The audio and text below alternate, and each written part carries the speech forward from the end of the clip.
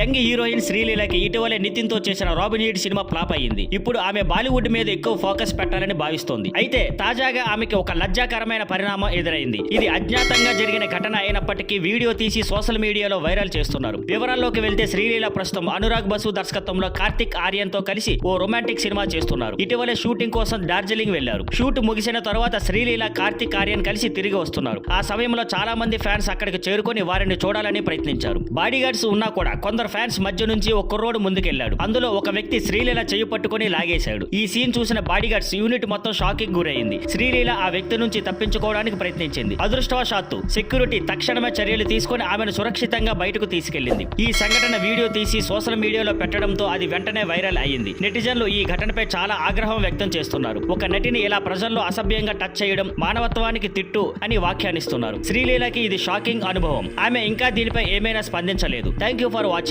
Please like, share and subscribe.